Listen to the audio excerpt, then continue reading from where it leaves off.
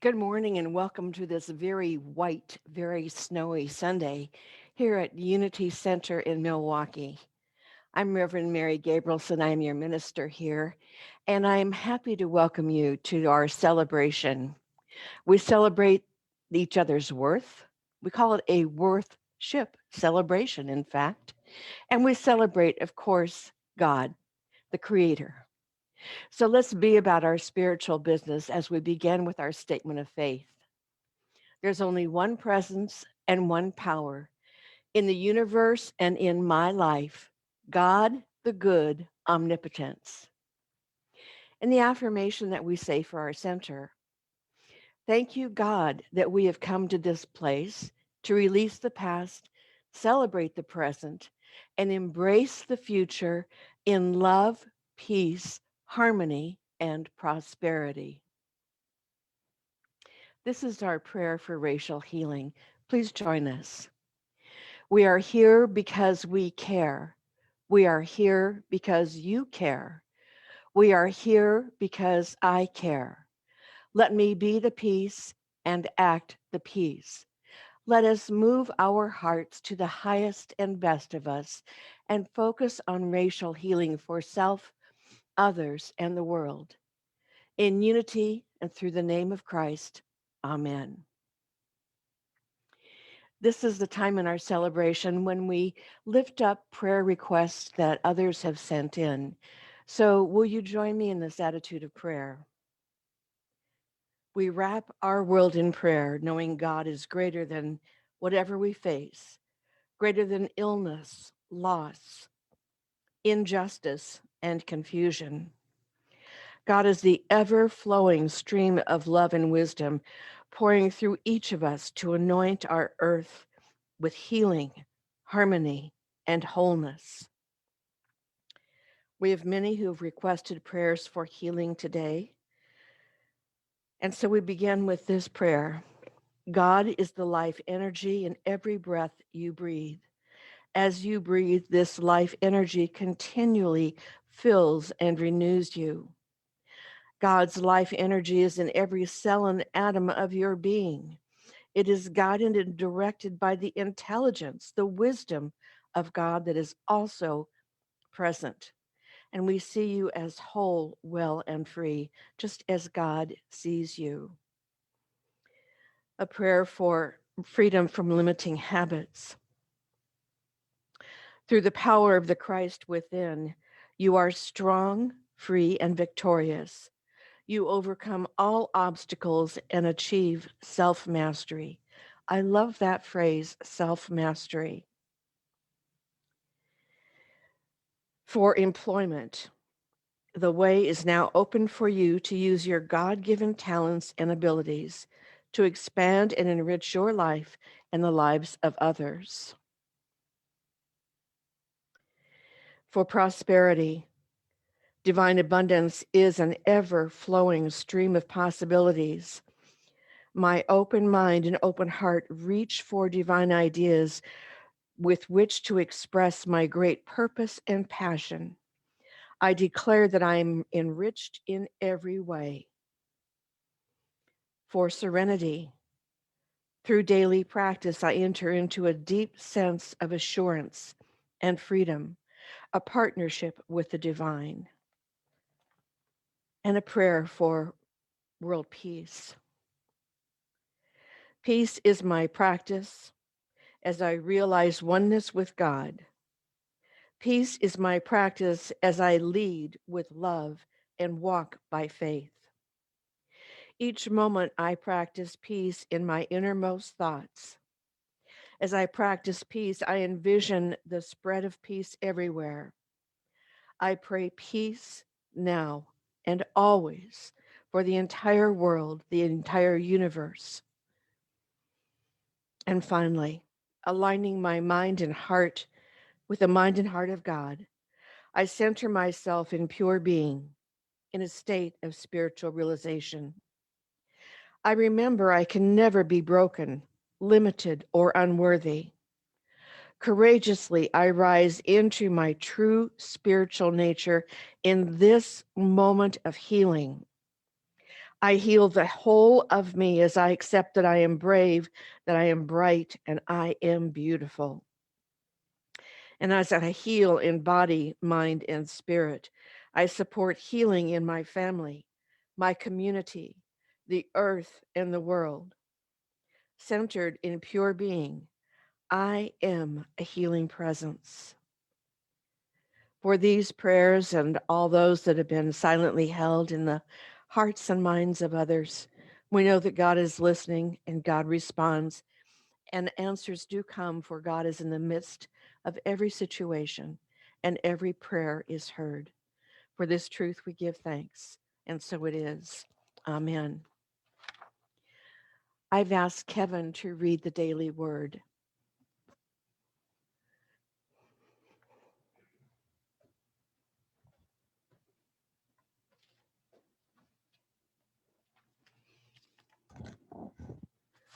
Good morning. The word for today is now. I find my power in this very moment. There is power in this very moment. Yesterday is past. Tomorrow is not yet here. There is only this moment, ripe with promise and potential, ready for me to live into it fully. Through my many divine gifts, everything I need to get started is within me. I need not wait for the perfect moment to arrive, because there is no time more perfect than now, and no place more perfect than here. Procrastination has no place in my life. I fritter away my energy when I find reasons not to get started, losing my zeal and focus and inviting frustration into my life. Today I claim the power of the present and say, this is the day I begin. Now is the time to begin, to serve, to forgive, to create, and to love. And from 2 Corinthians chapter 6, verse 2, see, now is the acceptable time. See, now is the day of salvation. Thank you, Thank you. Kevin. We're going to hear a beautiful piece of music from our great friend, Julie Thompson. In the meantime, I just wanted to piggyback on that thought of now. I remember we used to sing this song, um, This is the Day the Lord has made, in a very upbeat way. And that is the now moment. So let's relax and listen for Julie.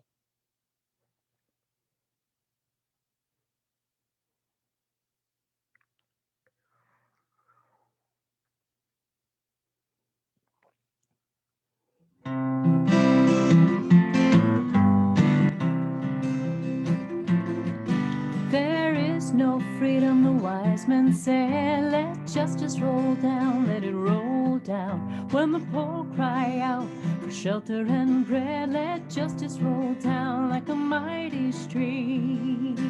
Oh, children, don't you get weary, walk together.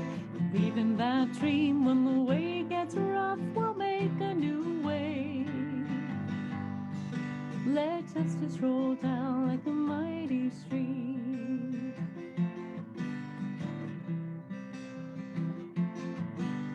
Hatred will never drive out hate. Let love roll down, let it roll down. Remember our hearts and make us great. Let love roll down like a mighty stream. Oh, children, don't you get weary, walk together. Believe in that dream. When the way gets rough, we'll make a new way. Let love roll down like a mighty stream.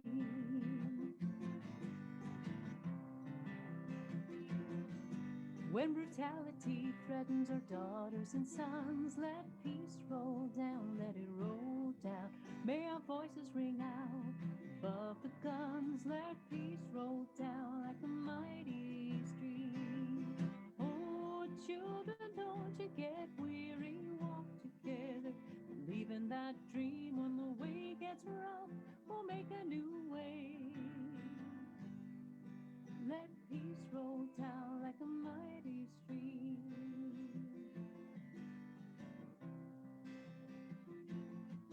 When fists rise up to strike a blow, let songs roll down, let them roll down.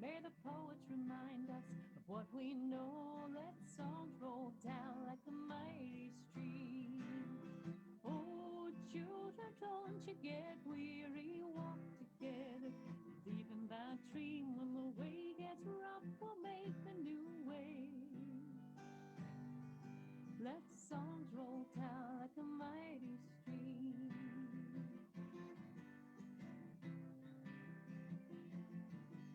Step by step and one by one, let justice roll down, let it roll down. They can kill the prophet, but the dream lives on. Let justice roll down like a mighty stream. Oh, children, don't you get weary, walk together. Leaving that dream when the way gets rough, we'll make a new way. Let justice roll down like a mighty stream.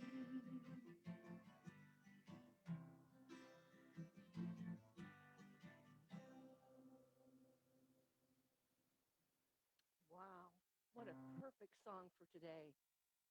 Perfect song for today. Thank you, Julie. That was wonderful. Well, lots of times sitting here in the office, I get phone calls from people who are curious to know what a Unity Center is and what is it all about, and are you a church, and what do you teach, and so forth. And lots of times it's a good introduction to get people to come to the center. They get interested and they decide to check us out. But I had a call from a lady last week, sweet, loving soul, and she said she lived up north. Now, anything north of Green Bay is north to me, and I'll never know where it is. But she said she knew there was a Unity work in Appleton, but that was too far away from her. And I said, how about Sheboygan? She said, oh, that's worse. Okay, so she wanted to know about our center particularly. And I got that she wanted the 25 words or less. And I know I kind of ramble. I really tried hard to be concise and clear. But before she got into, or I got into talking about our church center, she started telling me about herself. And she said that she was a daily meditator. She grew up in Iowa in the very place that transcendental meditation began. So she was a TMer. That was her phrase. And she was interested in unity. In fact, she said at one time she explored becoming a unity minister. But then she said she gave up that idea when she saw what all you had to do. Those were her words, not my words. And I said, "Oh, okay." She said, and I got the feeling I might not be welcome in unity as a TMer. And I said, "Oh, heavens, no, that could be nothing could be further from the truth. We welcome all spiritual paths, and as a fact, um, Reverend Pat and I both have some roots in TM, and you would be more than welcome. So that's a non-issue." So then she started wanting to know about us. So I said, as closely connected as I could. And I said, well, to begin with, unity is principle based, not Bible based, although the Bible is one of our primary textbooks. We do not take the Bible literally, but we take it mystically and metaphysically. And she said, mm. And I thought, okay, where did we go with that? And then I said, the other thing that I would say is that we are spiritually progressive, that we are socially responsive, and we are radically inclusive. And she actually clapped her hands. And I said, we see ourselves as a home for people who are spiritual, but not necessarily religious.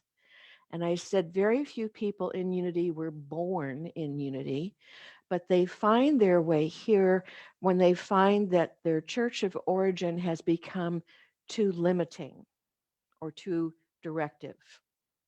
And she said, oh, she said, well, I think I would describe myself as a person that's spiritual and not religious. And I said, well, this would be the perfect place for you. However, the fact that she lives far away, I doubt that we're going to see much of her on a Sunday. We don't see much of anybody on a Sunday right now. But she did say that she was going to tune in and watch the broadcast and watch some of the past services to get a little better feel for us. And I think that's kind of neat. Unity as a movement and as a whole, but particularly our center, is spiritually progressive. And people ask, well, what does that mean? Well, if you look it up in the dictionary, you will find that as it relates to religion, progressive means that we are out of the box. We think beyond the normal parameters of fundamental mainstream Christianity. But in church code, it means that we are gay friendly. Well, we've been gay friendly since day one. Sexual orientation, preference, or whatever is a non issue in unity. But being gay friendly is a huge issue for many mainstream Christian churches. Churches have split over the decision of whether or not to allow gay or lesbian ministers, as if we know that we are all children of God. We are all emanations of the divine. We have within us that same God spark, that same light of God that was in Jesus. Every living being, person in the world, every living person in the world, and those that have gone before us, all have that same divinity. We don't always get in touch with it.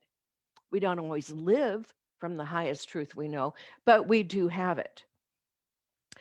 So that phrase spiritual but not religious has kind of become important to a lot of churches that want to distinguish themselves from fundamental or evangelical churches, that they want to say we're a little bit more progressive than that.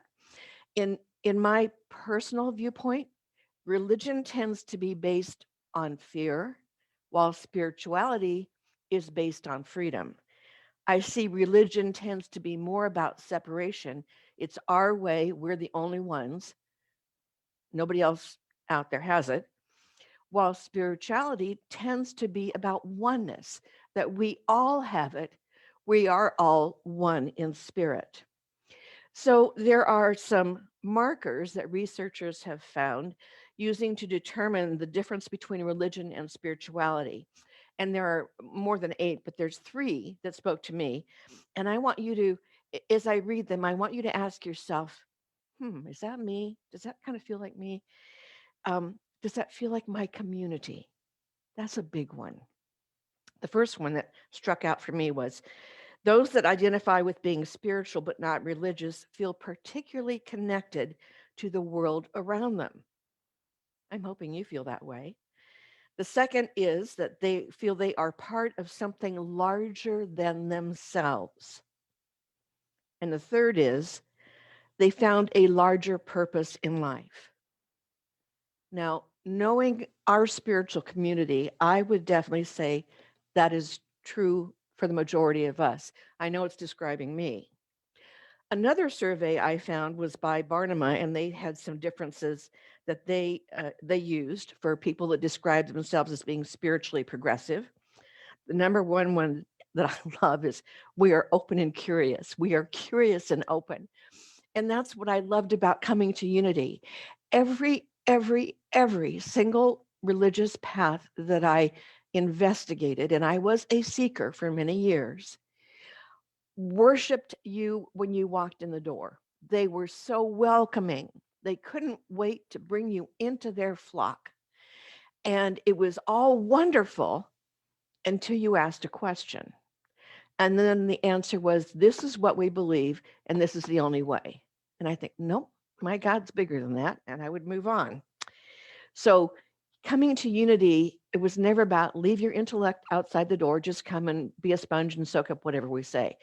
It was always about be open and curious, ask questions, and continue to do that. The second one that Barnum says is we display an uncommon inclination to think beyond the material and to experience the transcendent. Yay! Yes, that's true. We are about experiencing God in nature, experiencing God in one another. We are about that. The third is we look within to a higher power and wisdom, not outside of ourselves. And that's the truth that we teach, that God is everywhere present, equally accessible to everyone, but most importantly, within every person, within every person. Even if we see people that we think are not godly, the truth is God is within them. The fourth is we are less likely to talk about spirituality than practicing Christians and evangelicals are to talk about their religion. Absolutely true. And here's the reason.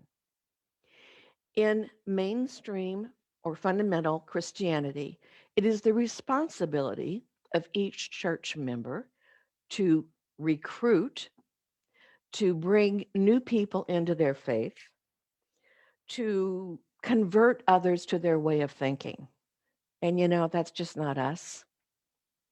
We'd like to have more people involved, true, but we are not about wrestling people to Jesus. We just don't do that. We're about empowering people to a greater understanding, to discover the divinity within themselves, and to live their lives in more inspired ways, to be open to the truth of their being. And the truth of their being is that God is within. And to develop that spiritual core of God essence, God presence, and to develop a meaningful relationship with God, because that's what it takes. That's what it takes to change the world.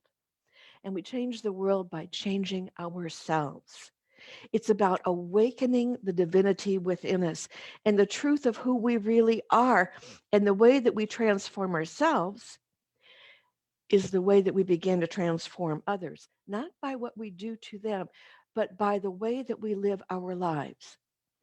As we change and we live our lives from a more God-centered space, what we are doing, how we are living affects the people around us, and change is informed and enacted. The Barnum research shows that our spiritual practice tends to include spending time in nature for reflection, meditation and prayer, practicing the silence, solitude, journaling, yoga, reading and listening to spiritual books. So, being spiritually progressive, how do we show up in life? One of the things that we do, and one of the things that I like the best, is a phrase that Charles Fillmore used more than 100 years ago when he said, "We are open at the top. We are open at the top." Charles and Myrtle Fillmore knew that spirituality, that truth, that spirit in itself is alive. It is an organic thing that is moving and growing and changing. And so his and Myrtle's philosophy was you always want to leave room for expansion, because what we understand today can change dramatically as our understanding grows. It can expand. And we never want to put a lid on something and say, well, that's the end of that. To be spiritually progressive is not about knowing about God. It's about knowing God, having that personal relationship. It's about a real and immediate relationship, an experience of the oneness. That's what it is. So as you can tell, I'm warming up to the topic, but I want to move on because I have two other lines that I want to refer to. And the second one is being socially responsive, spiritually progressive, socially responsive. Now, you all know that I love and value the work of Dr. Martin Luther King. And on his birthday, I read the I Have a Dream um, speech because it touches me so dearly and so deeply. And in that talk that he gave, that speech that he gave, it was a call to action. And he gave teachings and a vision for how we could be that beloved community. And the thing that he said was, poverty, hunger, and homelessness would not be tolerated because international standards of human decency would not allow it. The standards of human decency would not allow it. Now, here's the thing, it is not enough to legislate anything. Certainly, trying to legislate behavior, that just gets people riled up. You can't legislate that, but we want people to come from a place of saying, well, I'm doing this because I'm legally bound to coming from a place that they are coming from a heart space, that they are coming from a space of wanting to be empathetic, wanting to be compassionate, wanting to be just in their actions. And to establish the beloved community, it stood on two pillars, and those are economic and social justice. And those pillars are every bit as necessary to work on today as they ever were before. Jesus was absolutely socially responsive in the same way that Dr. King was and others were, but Jesus was in his own way, in his own time. He was responsive to the issues of his day. And I don't know how we could call ourselves Christians or practical Christians, that's usually what we say, mystical Christians, followers of the way, or people who understand what Jesus was about, and then step away from the need to be socially responsive. I don't think we can. I think we are called to be socially responsive. And incidentally, I am so glad that Spirit gave me another word to use, responsive, instead of saying activist. I may be acting as an activist, but activist to me, that word implies someone with a cause who's coming with anger. And anger does not solve any problems. When we are socially engaged and socially responsive, we are equally involved, but we're coming from a place of compassion and empathy and justice as well. For me, it's a place where I feel like my heart is open and where I can see with a sense of wonder. And that wonder includes, what can I do to alleviate some of the pain? What can I do to help that all may be happy, all may be blessed, all may be free from suffering? What is my part in this? What can I do to be supportive of others? I believe that we as a nation and the world at large are waking up to the truth that we must grow up spiritually and step into finding our voice and our path and our way to be socially engaged, to be more socially responsive, to work towards creating a fair and just world for everyone. We're certainly not alone, but there is a groundswell of awareness, and we have to commit ourselves to doing more. And it has been especially heartwarming to me to see the number of people who are honorably, actively, peacefully, underline, bold letters, peacefully protesting and asking and reminding us that Black lives matter. I was doing some research and I found some organizations I'd kind of forgotten about, but the one that I touched on first was the Engaged Buddhism movement that is part of Thich Nhat Hanh's teaching, and that's the book that we're studying in the book study on Thursday mornings. And what we're really talking about is engaged spirituality. It's not enough to take all the courses. It's not enough to know what all the great teachers have said. It's not enough to become a licensed unity teacher, a minister, a practitioner. It can't end there. It cannot end there. We have to be engaged with our spirituality. So, engaged Buddhism refers to this. It refers to Buddhists who are seeking ways to apply lessons learned in meditation and Dharma teachings to situations that are social, environmental, political, and economic injustices. It's a pretty big homework assignment, wouldn't you say? but it's coming out of meditation. Do you get that? It's coming out of a peaceful place. There's another organization called the Network for Spiritual Progressives. This is part of a Jewish movement, and they have interesting values that certainly correlate with ours. I'm going to read some of their philosophies. Now, they use the word activist. I like my word better, but this is their teaching, so I'll use their word. The Network of Spiritual Progressives describes spiritual activism as being a courageous warrior of love. Don't you just love that phrase? Being a spiritual activist means working to create a loving, just, sacred, and sustainable world through means that are also loving, just, sacred, and sustainable. That's really important. A spiritual activist practices empathy in word and deed as a way to help build the beloved community. They go on to describe that what they mean by loving, just, and sacred. By loving, we mean that we love one another and ourselves, even if we don't always like others. Love is a verb, not simply a feeling. As spiritual activists, we practice love in action. Too often, we think of love as something we receive. However, love is an activity, and it is a state of being and a state of consciousness.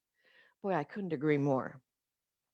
By just, they say, we mean to describe a world where forms of inequality and dehumanization are overcome not only through necessary legal and political challenges, but also, more importantly, through consciousness raising and the transformation of people's hearts and minds. Wow, that sounds like us. And that's what happens. That's what we're about. When we're about transforming ourselves, transforming our being, the bottom line is we're about growing consciousness, not just in ourselves, but all around us in our own little sphere of influence. It's about opening hearts, letting our actions be socially engaged actions that come out of that open heart. They say by sacred, we mean seeing the inherent beauty, awe, and wonder, and radical amazement of the universe and the planet, and enhancing our capacity to appreciate the sacred and to feel our sense of interconnectedness. Interconnectedness. And finally, by sustainable, they say, we mean living in a world where all human activity is ecologically sensitive, serves the world's functions in a way that ensures longevity and well being for all the life forms on the planet that are sustained through a just system of economic and social justice for all. Wow. Could I get an amen to that? I think we're pretty darn smart. I really do. And I have great faith that we can do any of these things if we want to do them. But we have to be willing to roll up our sleeves, get ready to do some of the heavy lifting. And we have to do it, though, from a spiritual practice perspective. We can't look at it as this is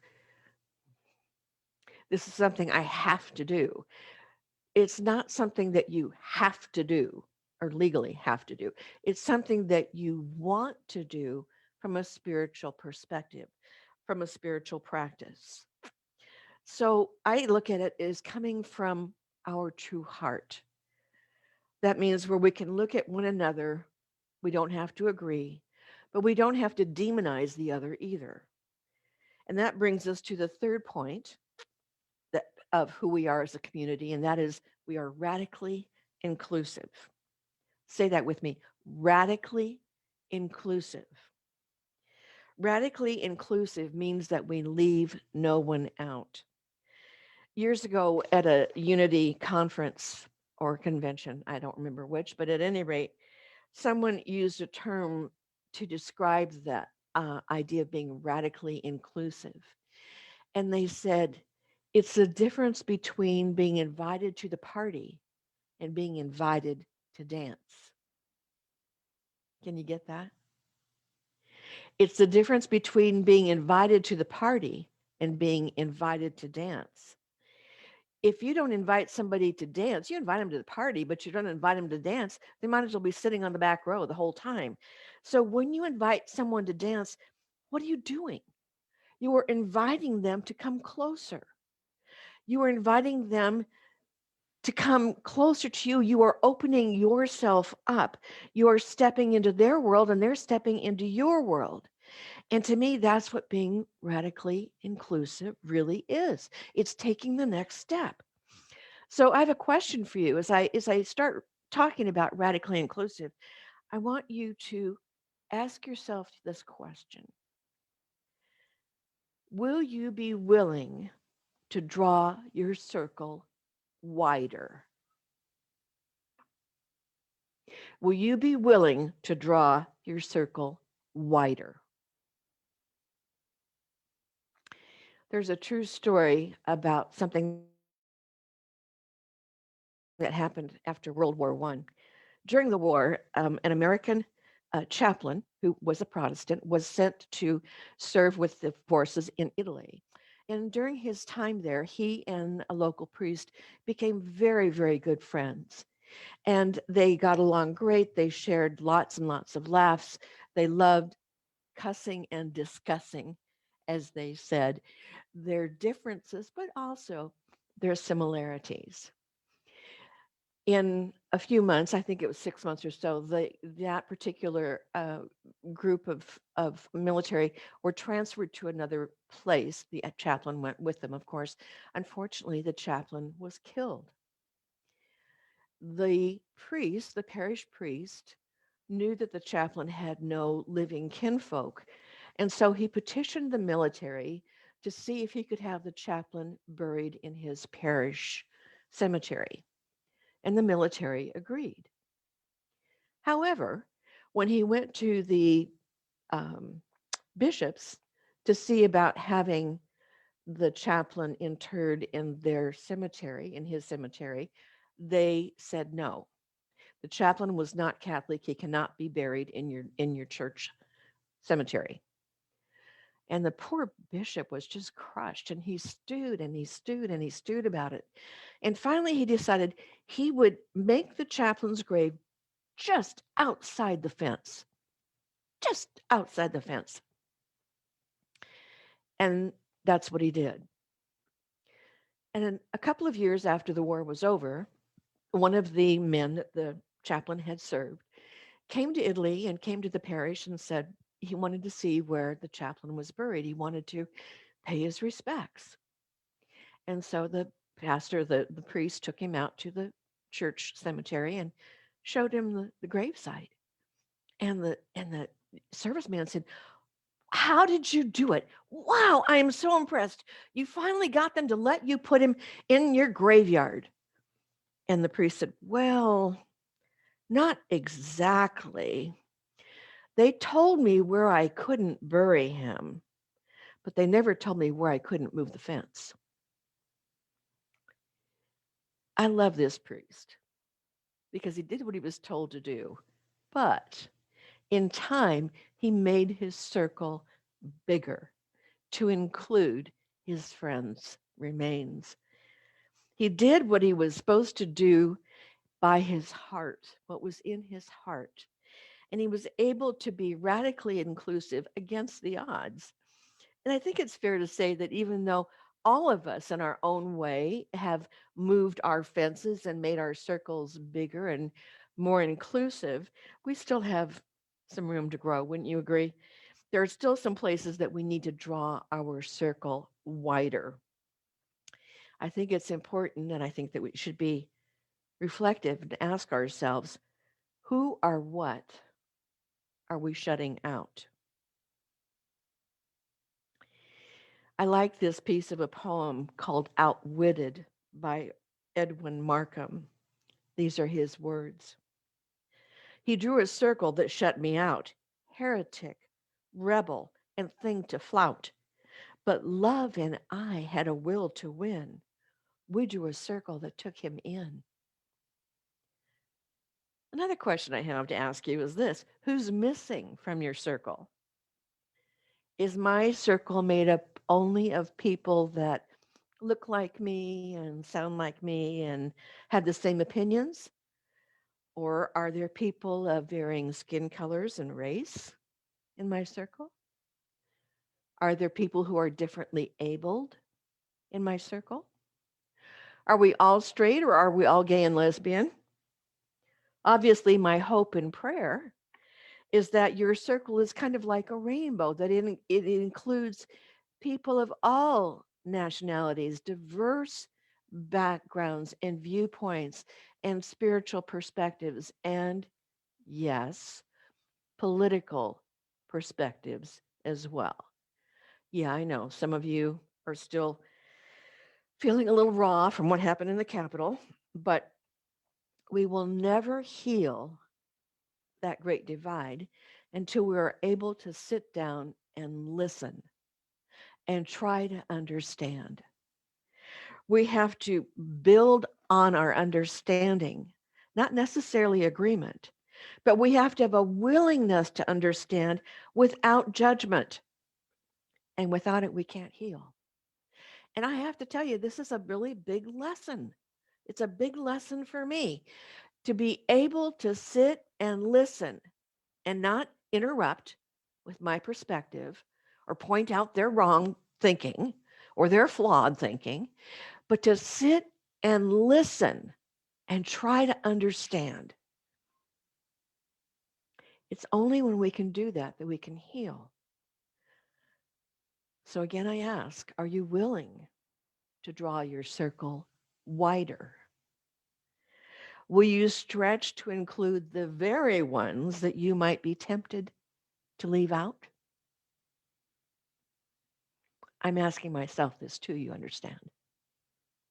Remember that being radically inclusive is not just about inviting someone to the party, it's inviting them to dance. God bless us all richly. Namaste.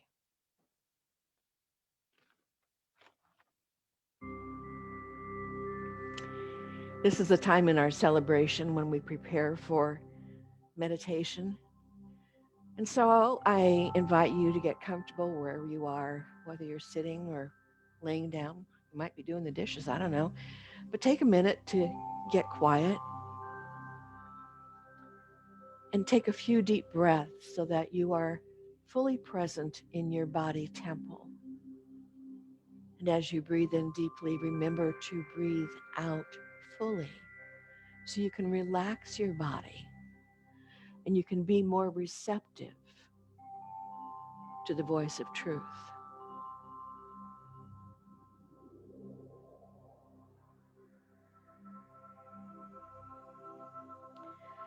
Love sends us in our full humanity to encounter the full humanity of others, sometimes messy, real, complicated as it is, that compassion may be our practice, that differences may be our teacher, that honesty and truth may guide us. God calls not the perfect, but the willing, with the assurance of Spirit's companionship to go in peace. God brings pure peace.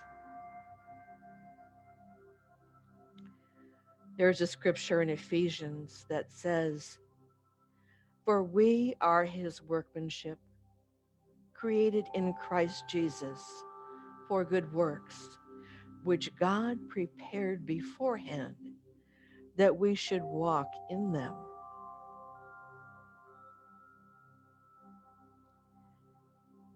You have the power to improve your environment. Each of us can make an important difference in our world, and with God's help, we can meet and overcome any challenges that are facing our world with God.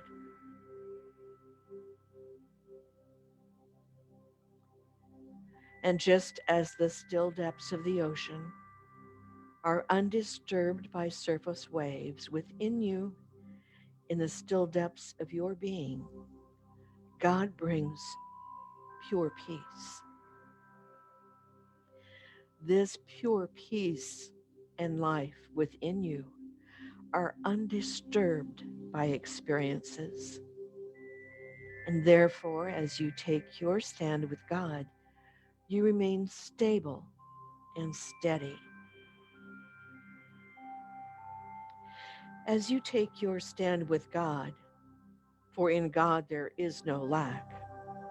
In God there is order, and it comes forth within your life. You make your life Christ centered, God centered. You think and speak and act centered in God. Where there are environmental challenges, the ideas and means to resolve them are forthcoming from God.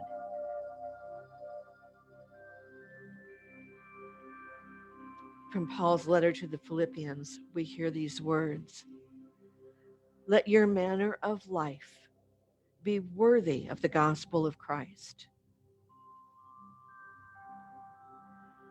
Living your life as worthy of the gospel of Christ means that you can not get impatient or frustrated in outer conditions. The inner that the inner you, the quiet, peaceful inner you does not get angry with others, but pauses before speaking or acting to speak and act with love and understanding. Today, in the quietness of my soul, I find new peace from the wellspring of tranquility. Spiritually throughout, I am not moved by outer surface events because I am anchored to the calm peace of my soul. When I think light, my soul shines. When my soul shines, the earth is a star. When the earth is a star, I am a true being.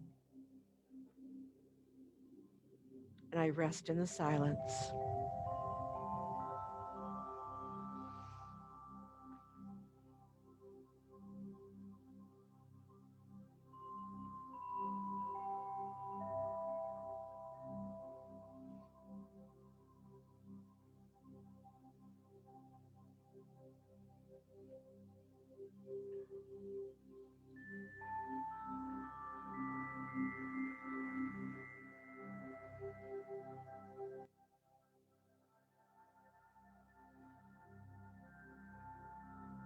Allow your awareness to return to the place you are.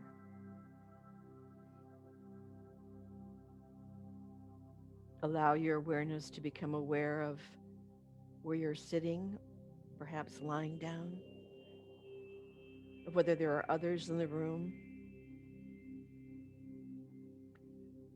And let us join together in speaking the words of the Lord's Prayer. Our Father, who art in heaven, hallowed be thy name. Thy kingdom come, thy will be done, on earth as it is in heaven. Give us this day our daily bread, and forgive us our debts as we forgive our debtors. And leave us not in temptation, but deliver us from error. For thine is the kingdom and the power and the glory forever. Amen.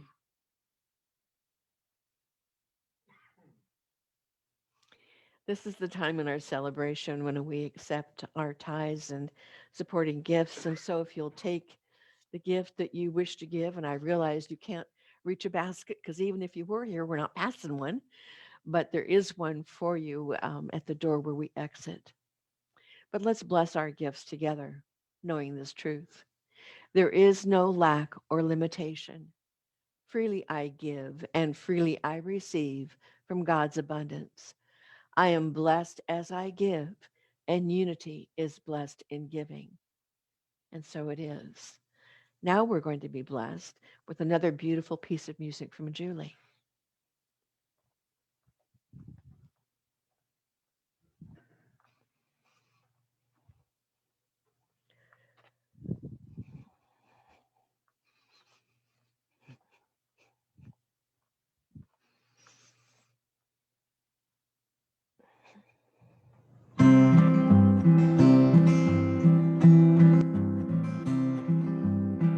Now is the needed time, right now is the needed time. Now is the needed time. Now is the needed time. Now is the needed time. Now is the needed time. Now is the loving time. Right now is the loving time. Now is the loving time.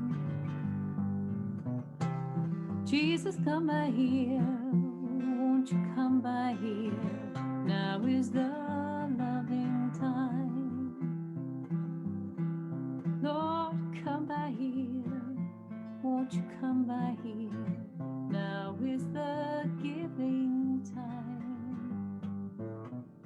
Now is the giving time. Right now is the giving time. Now is the giving time. Now is the needed time. Right now is the needed time. Now is the needed time. Now is the needed time. Right now is the needed time. Now is the needed time. Spirit, come by me. Spirit, come by here. Now is the singing time. Now's the singing time, right now is the singing time. Now is the singing time. Now is the needed time, right now is the needed time. Now is the needed time. Now is the needed time, right now is the needed time. Now is the needed time. Whoa, that's just perfect. Thank you, Julie. That was just wonderful. We are so blessed, are we not? Truly. So, today's announcement, we have a really great announcement, and I don't have all of the signs up or all of the particulars up because it's brand new. But beginning that Tuesday, which is February the 16th, Tuesday, at 6:30 in the evening, Reverend Pat is going to be doing a class called um, Keep a True Lent, and it is a 1 month class on Tuesday nights. We are socially distancing here in the fireside room and in the lobby adjoining it so that we're not too close. She'll be teaching at 6:30. Kevin will be doing the recording. So if you're not able to attend the class at 6:30 in the evening, you can get it on Facebook or on our web page the following day or whenever. We will have a way to register if you're doing the class online. And at that time when you sign up, we'll be giving you the link to come on to do the class. So I'm really, really excited about this. We haven't had classes for a long time because of the social restrictions with the COVID, but we are just busting out and just going on faith that we can do a class with limited participation in house, although we have room to have um, about a dozen people between the fireside room and the lobby being spread out to do the class together. And after Pat does her class, I'm going to be doing a class on Tuesday nights. So, same idea. I'm really, really hoping that you are interested and want to sign up. And we will be ordering books for the class. There's number one. Okay. Um, what else have we got going on? The music workshop with Julie continues. Please be sure to get in touch with her at her website, julievoice.com. And I want to invite people to stay for coffee and conversation via Zoom after the service. Kevin is kind of leading the group, and it's really nice because I've sat in a few times when I haven't had to do other things immediately, and it's really fun because it is like sitting around the table and having coffee and conversation. The conversation goes in lots of different directions, as it does when we're sitting together. So it's a lovely way of connecting, and I invite you to do that. And I'm going to ask now that you join us as we speak the second um, verse of America the Beautiful as a prayer. O beautiful, compassionate shores, where dreams and hopes are born, where kindness and civility can weather any storm. America, America, God heal this great divide. Let fear release, rekindle peace, till all our hearts unite. You and me, from sea to shining sea. And we'll speak the prayer for protection to close our celebration time as we close every meeting together. The light of God surrounds us, the love of God enfolds us, the power of God protects us, the presence of God watches over us. Wherever we are, God is. And so it is. And I'm starting to giggle because we have a symphony outside of people with their snow blowers, etc. And they're all in different directions and they're all making different sounds. But it's the sound of activity, and that's a good sound, always a good sound to be active. God bless us all richly. We look forward to seeing you next Sunday.